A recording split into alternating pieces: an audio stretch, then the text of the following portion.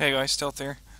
With the new DLC number 3, a few new units have been introduced, especially for the Scandinavian countries, so let's have a look at Denmark. Now keep in mind it's still a beta, so a lot will and may still change. In logistics, not a lot has been changed. We only got the Unimog cargo, which is a welcome addition because Norwegian units, I believe, only had this Jupiter cargo truck. Now the comparison, they're not that much of an improvement really. They're just a lot smaller. 500 liters versus 1100. Off-road speed is a little bit better on the trucks that are already in the game. And the availability is 11 versus 20. So you do get a bit more of these trucks. But then again, they vary less supplies. So this one is still more supplies for one card. Most changes have been made to infantry. And there we find the FKP commandos, the elite troops. They carry the M85 assault rifle, the Mini-Me saw, which is one of the very nice saws in the game, although they don't have a lot of range. So keep in mind that these things are mostly designed to go into towns. They got a short range on their assault rifle and their saw, so you need to use these things at close range. But at close range they also gain a lot of the rate of fire. They can use this gun to its maximum effect. And if any vehicle happens to wander by, you destroy it with the Carl Gustaf M3. Now you may be thinking, but I thought they already had any commandos? No, not really. They just didn't have any. For that you mostly relied on other forces like the Norwegians or the Danish. And the FKP are a nice addition so that now also Denmark has these guys. Next up is the Livgarden 90, and these guys are the 90s version of the standard Livgarden that were already in the game. Again, not a lot of changes here. They got the same battle rifle, the same machine gun, but a different law. The M2 versus the M3. This is interesting. The difference in range, 875 versus 700. That means that this one can engage them at a bit better range than the Carl Gustaf M2. And it's going to do a slightly bit more damage of only 2 AP power. They both carry 6 rockets, so there's no change in that. They're both still shock trained. They got, of course, medium optics and medium speed, 25. So just a small upgrade. Let's see how availability is doing. We got 20 or 14 versus 17 or 11. So you will have to consider what kind of unit you like. I don't think that with the 90s version with their M3 they really warrant an upgrade from the standard Livgarden. I think that these guys are still good enough with 18 AP power. I know that 20 might do a little bit more damage to heavier tanks, but we got other units that can take care of that. And some of those units are, for example, or supporting units I should say, are the Ilstadsgruppe. These guys come with a 5-man squad. It's just a fire support squad, and these guys are equipped with the Carl Gustaf M2, but they carry a lot more of those rockets than, for example, the Livgarden. So you got 2 variants of these, 2 different types, the basic one and the 90s, and you might have guessed these guys are armed with the M3 versus the M2. Now in this case I will go with the 90s version of them, because this is a significant change, especially since they carry more missiles for only 5 points. Or I mean, they carry the same amount of missiles, but it's only a 15-point investment versus a 25-point investment. So in this situation I would definitely go with the 90s, also because these guys, unlike their brethren from the Livgarden, have an HE power value. So these guys can actually engage targets like infantry. And that makes them very worthy of an addition. Also, if you compare them directly to the Livgarden, you can see that they have a slightly increase in accuracy, just 10% more. And of course the additional range is nice to have. So in this situation I would go with 1 card of Livgarden, or 2 maybe, depends on the type of deck, and 1 card of Ilstadsgruppe 90. Last unit that's been introduced here is the LLRKT M93, also known as the Stinger. They already had the Hamlet, and that is the full extent of their AA capability in infantry. They only had the Hamlet, and the Hamlet was pretty much an old version of the Stinger, I believe. You can see that these guys have the same range, airplanes and helicopters alike, but their accuracy is twice as good, 70% versus 35%. They carry the same amount of missiles, and that makes this one pretty much a ×2 upgrade over the standard Hamlet. Same so for pricing. You pay 20 for these versus 10 for those. Availability wise, you get 17 or 11 of these guys at trained or hardened, and you get 8 or 6 of these stingers. I would go with 8 because you already got the high accuracy and you don't really need that much more bonus, but you would like to have a higher availability, and that's why I would go with these 8 at trained. Now another unit that's been introduced into the game is this transport, the M113A3DK. Not very much of an upgrade over the main version. The difference though is that these guys barely have any armor, 1. These guys have a little bit more armor, but still it's not going to be enough to stop any sort of tank shell or autocannons for long. And they each cost you 5 points, so I would go with this one until you run out, because you do get them as prototypes, and that means you only get 2 of them. And then you go back to the 113 or any of the other transports that they have to offer. In support, there's quite a bit new units. This thing I think is a bit cheap, because this is just a port from what South Korea had. I know that Denmark didn't have a lot of good AA in their support tab, especially not against helicopters. They had the Hawk, and I don't think they're the iHawk yet. So it's nice that they added this, but it is not very effective. You do get a ton of them, 28 or 22, but still a range of 12-25 is not going to be interesting against helicopters or airplanes. They cannot even target airplanes. It's not going to be interesting against helicopters because pretty much any helicopter has a better range than 12-25 on their main gun. So it will be doing a lot more damage to this truck than this truck can do to them. The one thing you could use these things for, if you really wanted to, is suppression of infantry. They do get a high rate of fire and a decent rate of suppression, and you can use them at 12-25 meter ranges against infantry as well. But still, I would preferably, if I can avoid it, not have these guys in my deck. I don't think they deserve it. Units that do deserve to be in the deck are the automatic, and I've heard some great things about these. Again, I haven't used them yet, but from what I've seen, especially some kill lists on Reddit, means that these things are extremely lethal. They can engage ground, helicopter and air targets, all at good ranges. 22-75 means that they basically carry an anti-tank weapon, or the same type of gun that a main tank gun has. They got a good range against helicopters and airplanes alike, 29-75, 55% accuracy, high rate of fire, 60 rounds a minute. I know it's not some of the highest rates that you're used to, especially if you're used to the rate of fire on the 163. But still, this weapon, especially since it does quite a bit of damage per shot, it does 3 HE damage or 12 AP power damage, means that with this vehicle you can engage targets like tanks, airplanes and helicopters alike. It doesn't matter what you're engaging. The only thing that does matter is the armor on this thing, because it does have some armor but still not a lot. So keep in mind that if you use this thing against a tank, kill that tank as quickly as possible. But for now, this thing is, from what I've heard and read, very, very overpowered.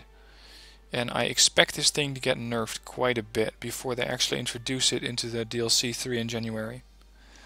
Because 12 AP power and 3 HE power and engaging all of these targets at this range is just too much. I don't think this is going to stand for very long. Another unit that's been introduced is the 727i Hawk. They already had the standard Hawk and you got a huge number of those. The iHawk is a slight improvement over that. You got a bit more range, you got a bit more accuracy, same amount of missiles, same platform. So the only upgrade is that this one carries the iHawk versus the Hawk. But if you really want something that can kill an airplane, you use the EOTS Hawk, which is not that different from the iHawk that's just been introduced. The only difference is 10% more accuracy, that's all. This 10% more accuracy is notable though, because especially if you get a bit more veterancy on these guys, you're going to have a bit more impact on the anti-airplane roll. But still, they're Not my favorite anti-air because they only carry these 3 missiles, and that means that they have to be resupplied constantly. Not only that, but they have a very bad off-road speed. And that's something I really dislike, because it means that you cannot put these things in unexpected locations, or you gotta send them there at the beginning of the match and hope that they arrive halfway. In tanks, only one new unit, the Leopard 1A5 DK. Compared to the Leopard that they had, which is the 1A3, you're gonna see some differences. The range on the main gun is a little better, the accuracy is a little better, stabilization is better, but mostly the AP power is an important improvement. 16 versus 12 means that you're going to be much more effective against other tanks, since most tanks hover around the 15-16 AP power front, where the 1A3 just could not penetrate, but the 1A5 just might. Armor has also been improved a little bit, 10 to 8, so it's not that much of a difference. It still won't stop a lot of rounds, but it's nice to have that just a bit more armor. Also, these things have poor optics, and these guys got medium optics on them, so they can spot for themselves if they have to. But of course, if you can adjust them or escort them with a recon unit, that would be very, very nice and make them more effective. In the recon tab, we find the Spedervogen M95. This is very, very resemblant to what the French are using. The only difference is that this thing unfortunately does not carry a Mistral launcher, but it carries the MG3. It is just there as a very good optics, high speed recon. This thing goes as fast as tracked vehicles go on the road. Very good autonomy, some armor, so they might stand up to some light arms fire, but they're not going to stand up to a tank round. Medium stealth, which makes them even on the move pretty good. And they have a small size, so they're not that easy to lock onto. And with that, they have a very, very mobile addition to the recon tab, where the Danish were struggling a little bit. They did have the M41 line and the Wildcat, but other than the Opklaring, they didn't have really any interesting recon units. So this is definitely a worthy addition. Another unit that's been added to the game is the Jaeger 90. If you compare those, you're going to see that these guys can also do very, very well at urban warfare with their submachine gun, silenced even, MP5 SD. They carry a Mini-Me versus the IMG3. I'm not sure that is really much of an upgrade, but I think that at short range it might be a little better.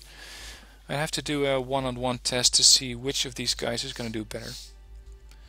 They also carry the Carl Gustaf M3 versus the M2. And as with most upgrades of the M3, they do 2 points of AP power more than the M2. Otherwise, it's still the same unit, still elite. And you can use these things quite effectively at engaging units in towns. They already had the submachine gun, but now they gain a better submachine gun. In vehicles, only one new unit, and that's the Laro TOW 2. If you compare that to what they already had, say their high-end TOW 2 on the M113. They both fire the TOW 2, but the Laro is a bit more mobile, 80 kph versus 65, carries no armor, less missiles, but the missile that they carry is the same availability, or the same specs. So this means that the Laro is more of an ambusher. I know that the TOW 2, the 113, is also an ambusher because it doesn't carry any armor, but these guys can fill up gaps for only 45 points in your AT line. In helicopters, 2 new helicopters have been added, and not a moment too soon, because the TOW Defender was just inadequate. This was the only helicopter that the Danish had, and it only carried 15 AP power, 4 TOW missiles with an accuracy of 50%. You did get 2 cards of those, so you could deploy 28 if you really wanted to. But now they have the Fennec TOW 2. And these TOW 2s do a lot more damage. 25 AP power, bursting power, 50% stabilizer, so even if they're zipping by at 290 kph, they can fire off this TOW 2 with a reasonable chance of hitting. The accuracy is 70%, so hovering still is still your best bet. And you get a high availability of them, 11 and 8, and they got 2 cards, not even a prototype. So this is definitely a very worthy addition to the Danish forces. Another nice one to have is the Fennec 20mm.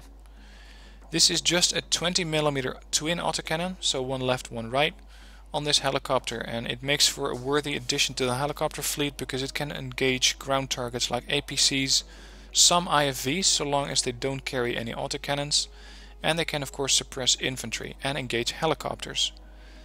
Especially engaging helicopters is a nice capability that wasn't here yet. And with these, if you're engaging a chopper spam, these things can take some of them down. Airplanes, 4 new ones have been added in the form of the F-16 MLU, another 160 point fighter, but this one's a multi-role. It can engage airplanes, and it can do that very well with 4 MRAMs, but it can also work as a tank sniper. And that means that these things, because they are pretty unique in this capability, there are only some other planes that can do that, like for example the Hornet. That immediately turns them into a prototype and gives you a low availability, 3 or 1. I think that this is a very dangerous plane, because while you could send it out to go after planes, it might just snipe a T-72BU in the process because it happens to fly over it. That will mean that these things are a priority target if you're playing Red 4. They can do a lot of damage to both your air and ground units, so keep this in mind and don't expect these things to just be another F-16 that's not that impressive, because these things are impressive. Another unit that's been added is the Dragon WDNS. It is pretty much a Dragon armed with 6 HE bombs, doing 500 kilogram bombs per piece. So a lot of HE power on this thing. Even some ECM, which is nice.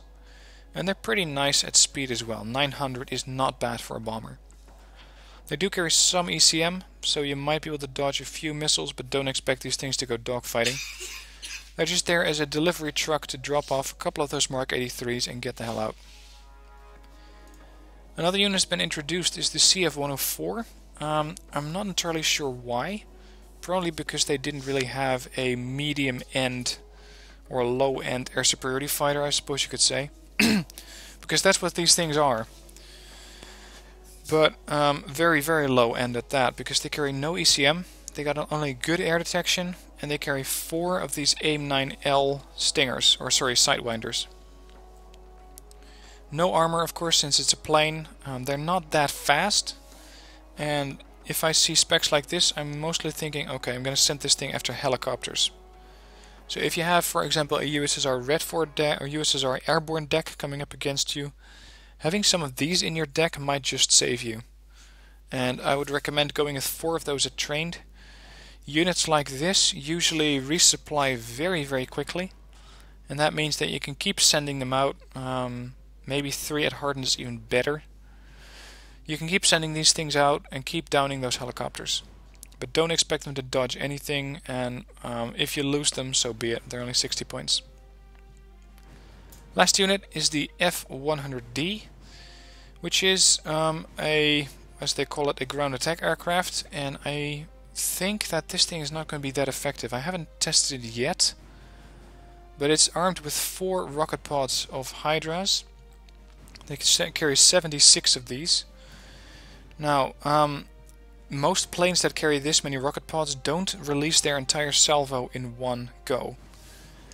They will need to do a flyby, engage one target, and then try to do another flyby. But of course, as they're doing that turn, with a turn radius of 400 and 0% ECM, they're very likely to get shot down. Now again, I haven't tested these things yet. If you have, please let me know how they perform. But I think that this thing is going to get itself into trouble very quickly, and we need to get micromanaged a lot. But it's only a 65 point plane, so you could use them as a suicide plane to go after some high value targets. But again, a target higher than 65 points is usually not taken down with just some 3 HE power target, or 3 HE power weapon. So that's the Danish. Again, as I mentioned, it's a beta. It might still all change, and when it does change in January, I will get a new video up to detail you about, or to inform you about the new units that has been introduced with the final specs.